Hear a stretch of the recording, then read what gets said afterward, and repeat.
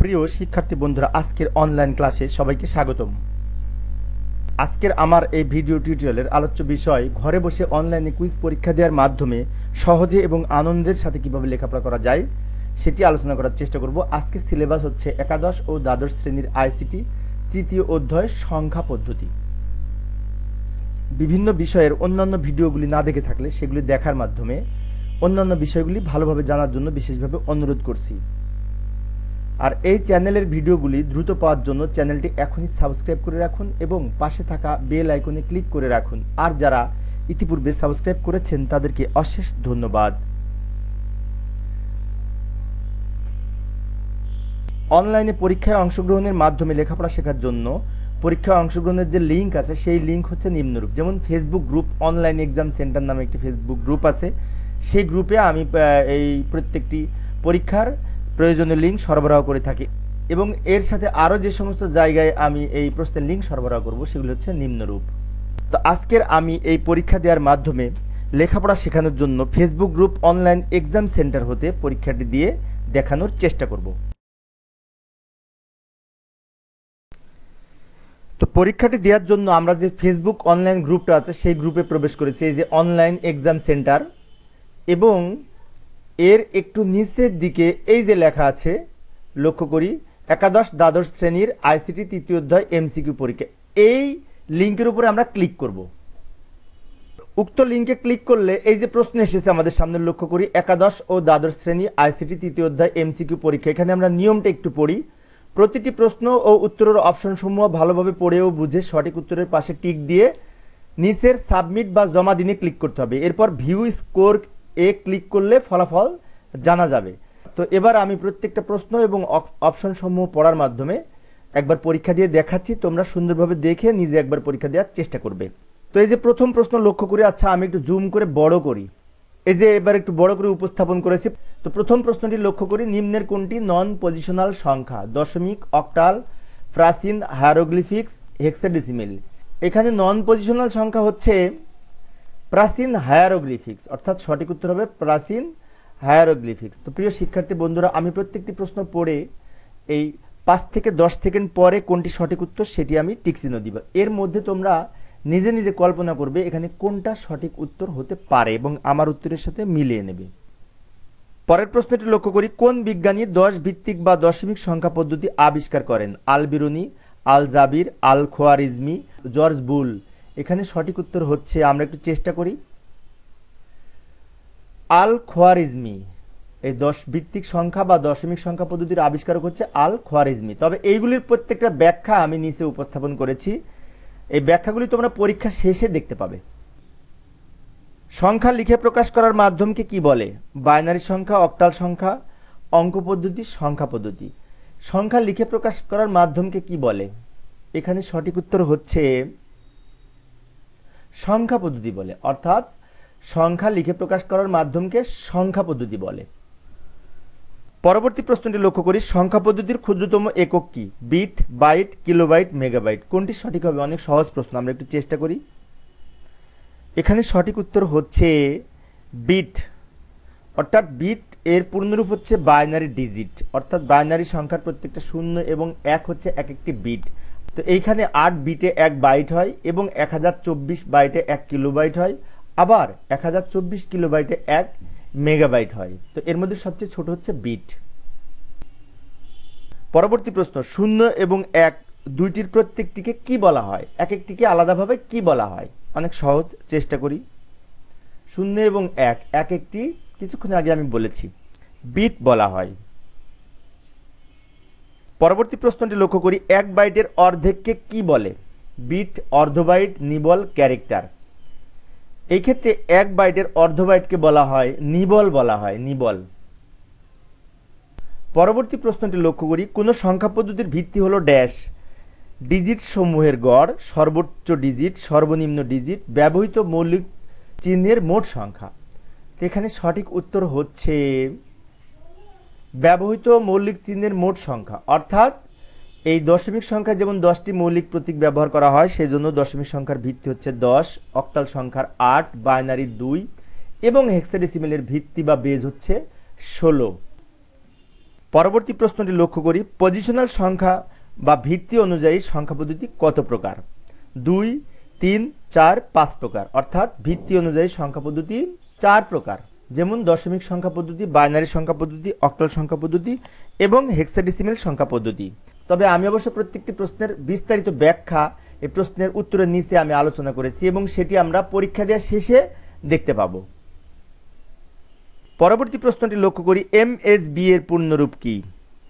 MSB এর পূর্ণরূপ হচ্ছে মোস্ট সিগনিফিক্যান্ট বিট। অর্থাৎ এই বাইনারি সংখ্যার সর্ববামের যে অঙ্কটি থাকে বা বিটটি থাকে তাকে মোস্ট সিগনিফিক্যান্ট বিট বা এমএসবি বলা হয়। বাইনারি সংখ্যা পদ্ধতিতে 1 1 1 1 এর পরের সংখ্যাটি কত?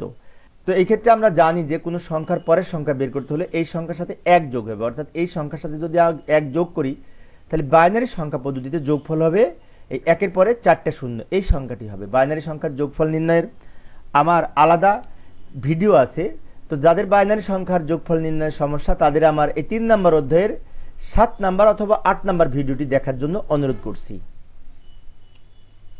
পরবর্তী প্রশ্নটি লক্ষ্য করি, অক্টাল সংখ্যা পদ্ধতিতে 77 এর পরের সংখ্যাটি কত? এখানে কিন্তু 77 হচ্ছে অক্টাল সংখ্যা, অর্থাৎ অক্টাল সংখ্যা পদ্ধতিতে যোগ করতে হবে।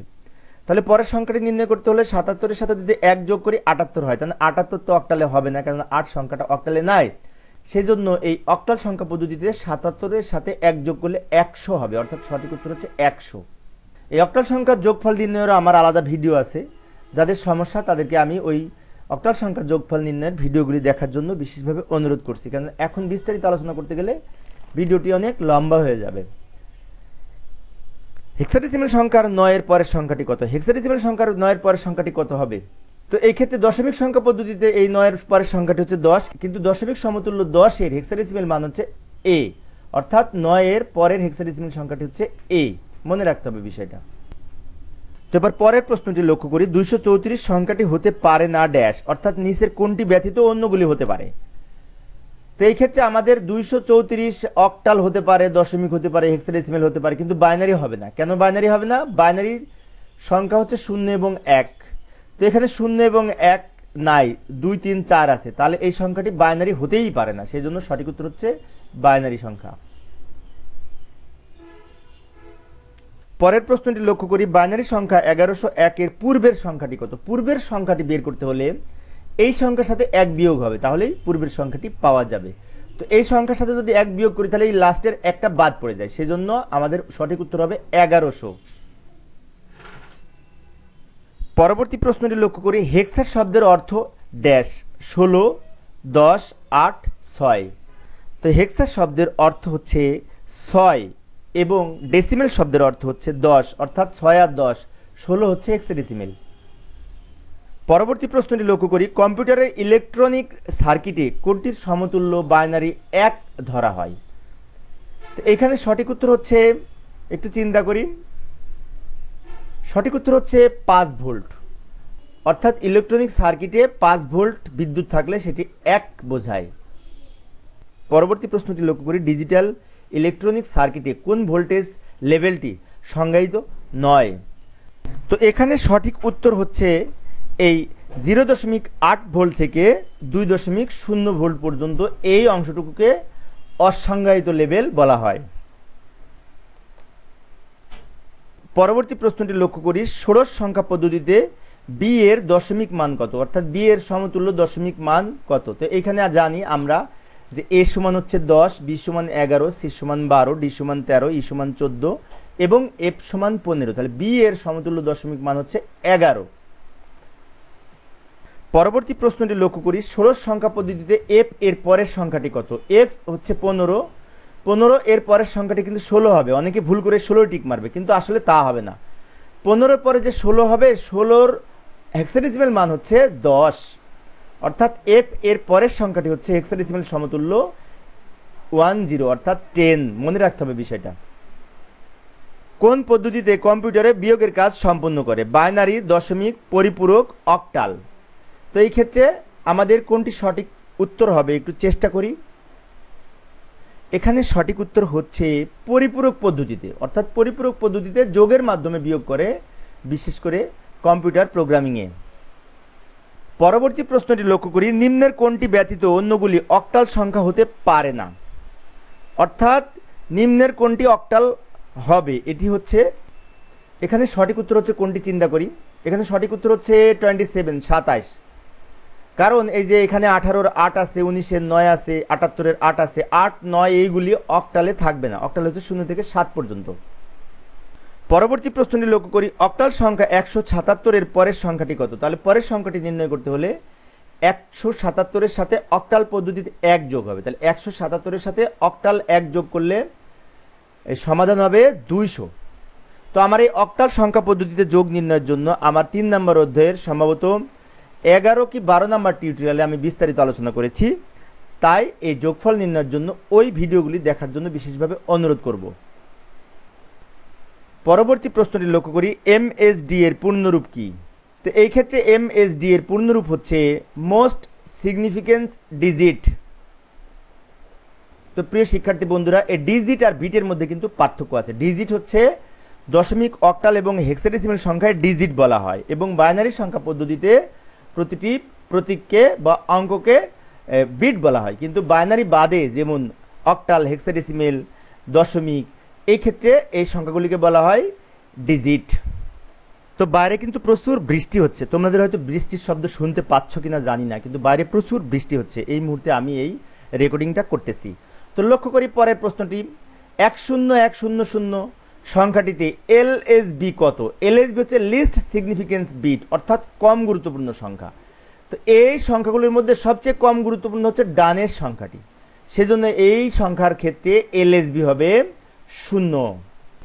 পরের প্রশ্নটি লক্ষ্য করি, 11010 এই সংখ্যাটিতে এমএসবি কত? তো এমএসবি বলতে মোস্ট সিগনিফিকেন্স বিট বোঝায়। তো সবচেয়ে যেটি গুরুত্বপূর্ণ অঙ্ক বা প্রতীক সেটিকে বোঝায়। তাহলে এই সংখ্যার সর্ববামের যে 1 আছে, এই একটা হচ্ছে এমএসবি বা মোস্ট সিগনিফিকেন্স বিট। পরের প্রশ্নটি লক্ষ্য করি, 569 সংখ্যাটি হতে পারে দশমিক, অক্টাল, হেক্সাডেসিমাল।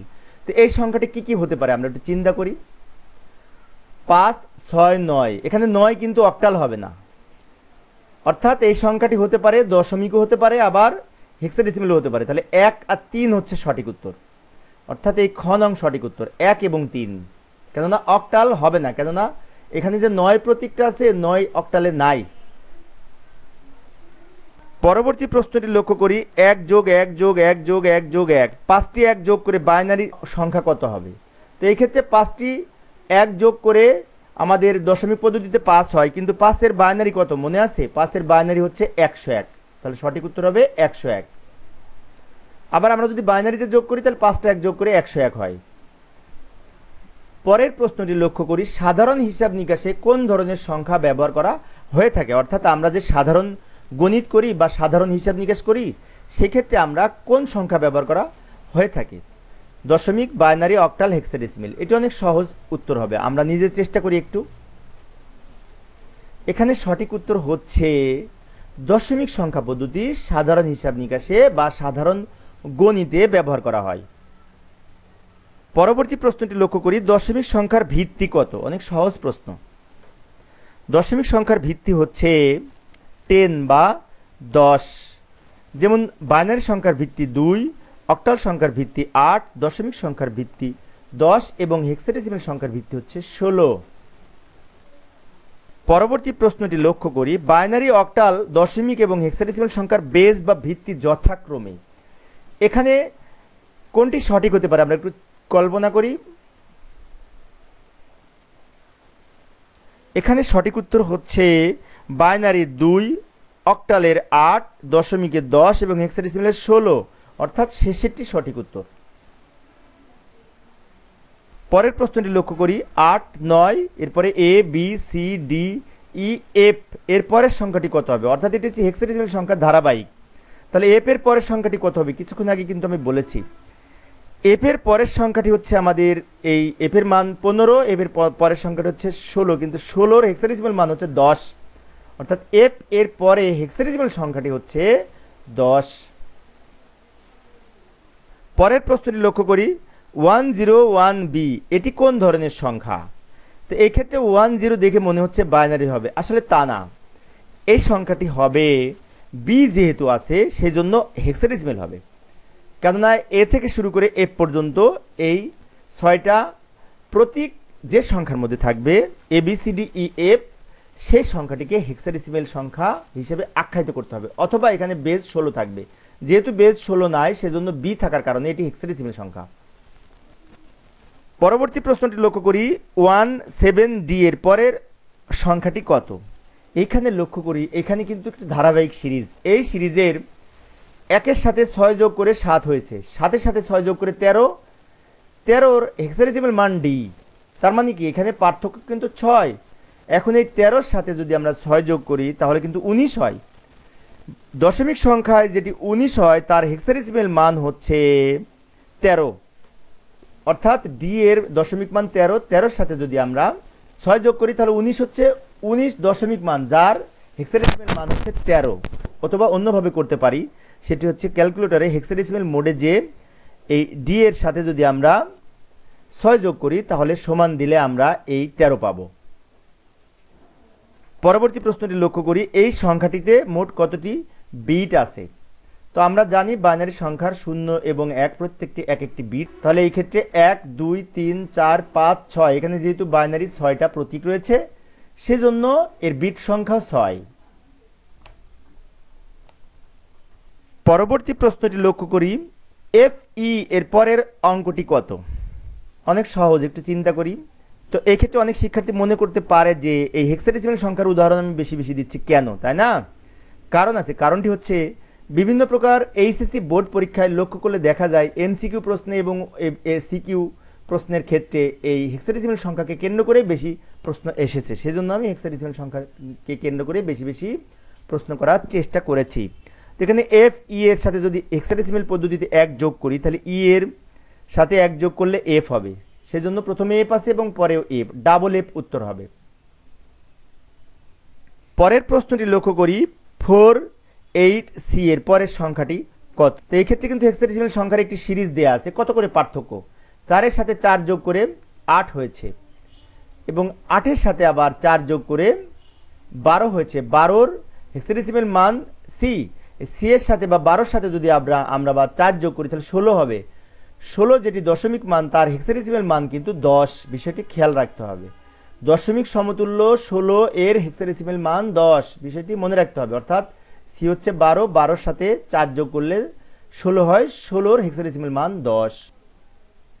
পরের প্রশ্নটি লক্ষ্য করি, 3107 সংখ্যাটি হতে পারে দশমিক অক্টাল হেক্সাডেসিমেল, অর্থাৎ এই সংখ্যাটি কি হতে পারে? আমরা একটু কল্পনা করি। তো এখানে যে 3টি অপশন আছে দশমিক অক্টাল হেক্সাডেসিমেল, 3 সংখ্যা পদ্ধতির মৌলিক প্রতীক কিন্তু এখানে আছে, সেজন্য এখানে সঠিক উত্তর হচ্ছে 1 2 3, অর্থাৎ 3টাই সঠিক উত্তর হবে। কেননা এই সংখ্যাগুলো আমাদের দশমিক সংখ্যার মধ্যেও রয়েছে, অক্টালের মধ্যেও রয়েছে, আবার হেক্সাডেসিমেলের মধ্যেও রয়েছে, কিন্তু বাইনারির মধ্যে এই সংখ্যাগুলো নাই, যেহেতু বাইনারি এখানে অপশন নাই। পরের প্রশ্নটি লক্ষ্য করি, কম্পিউটারের প্রোগ্রাম গঠনে সাধারণত কোন সংখ্যা দিয়ে কাজ করে? অর্থাৎ কম্পিউটারের প্রোগ্রাম গঠনে বা কম্পিউটারের অভ্যন্তরীণ যে কার্যক্রম আছে সেখানে এই কোন সংখ্যা পদ্ধতি কাজ করে? তো চিন্তা করি, অনেক সহজ প্রশ্ন, আমরা একটু চিন্তা করি। সঠিক উত্তর হচ্ছে বাইনারি সংখ্যা পদ্ধতি, অর্থাৎ বাইনারি সংখ্যাকে মেশিন ভাষা বা মেশিন ল্যাঙ্গুয়েজ হিসেবে আখ্যায়িত করা হয়, যেটি কম্পিউটারের নিজের ভাষা। কম্পিউটার বাইনারি সংখ্যা সরাসরি বুঝতে পারে। তো পরবর্তী প্রশ্নটি লক্ষ্য করি, এখানে বলছে বাইনারি সংখ্যা 5টা 1 এর দশমিক মান কত? তো এই ক্ষেত্রে এই বাইনারি থেকে দশমিক মান নির্ণয়ের জন্য আমার 3 নম্বর অধ্যায় 3 নম্বর ক্লাস আমি বিস্তারিত আলোচনা করেছি।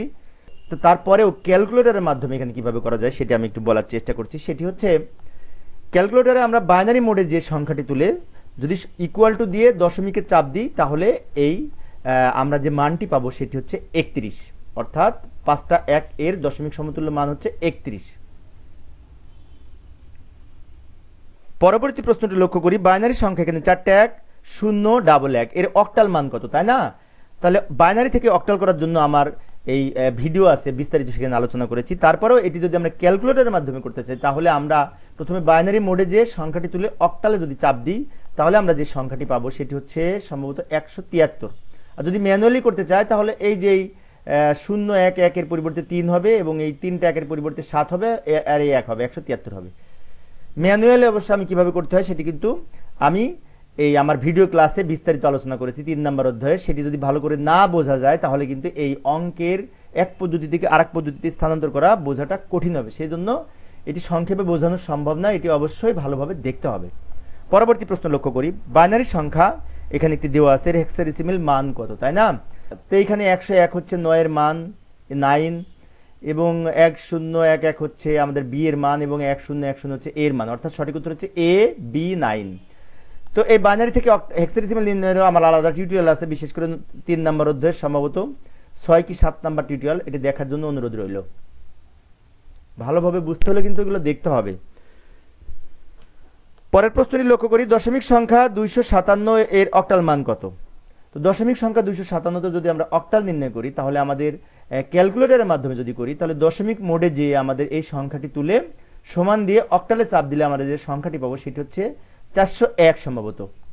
তো পরবর্তী প্রশ্নটি লক্ষ্য করি, দশমিক সংখ্যা 75 এর বাইনারি মান কত? ক্যালকুলেটরের মাধ্যমে কিভাবে করতে হয় সেটি একটু বলে দিচ্ছি। সেটি হচ্ছে দশমিক মোডে যে এই সংখ্যাটি তুলে যদি ইকুয়াল টু দিয়ে বাইনারিতে চাপ দিই বা ভিনে চাপ দিই তাহলে আমরা যে সংখ্যাটি পাবো সেটি হচ্ছে এই প্রথমটি, অর্থাৎ 1001011 এই সংখ্যাটি সম্ভবত। পরবর্তী প্রশ্নটি লক্ষ্য করি, দশমিক সংখ্যা 2479 এর হেক্সাডেসিমাল মান নির্ণয় করতে ক্যালকুলেটরে দশমিক মোডে যে এই সংখ্যাটি তুলব ইকুয়াল টু দিয়ে আমরা হেক্সা ভ্যালুতে চাপ দিব, তাহলে আমাদের যে সংখ্যাটি হবে সেটি হচ্ছে 9AF। সঠিক উত্তর হচ্ছে 9AF। পরের প্রশ্নটি লক্ষ্য করি, অক্টাল সংখ্যা 127 এর বাইনারি মান কত? তো 127 এর বাইনারি মান যদি আমরা নির্ণয় করতে চাই তাহলে অক্টাল মোডে যে ক্যালকুলেটরের মাধ্যমে যদি আমরা করতে চাই এই সংখ্যাটি তুলে ইকুয়ালটি দিয়ে যদি বাইনারি বা বিনে চাপ দিই তাহলে আমরা যে সংখ্যাটি পাবো সেটি হচ্ছে 10 10 111। এইটা হচ্ছে সঠিক উত্তর, অর্থাৎ 127 এর অক্টাল সংখ্যা 127 এর বাইনারি হচ্ছে 10 10 111। পরের প্রশ্নটি লক্ষ্য করি, অক্টাল সংখ্যা 206 এর দশমিক সমতুল্য মান কত? তো এইখানে অক্টাল সংখ্যা 206 এর দশমিক সমতুল্য মান হবে, এটি ক্যালকুলেটরের মাধ্যমে আমরা বের করতে পারি 134, অর্থাৎ অক্টালে 206 সেটি দশমিক মান হবে 134।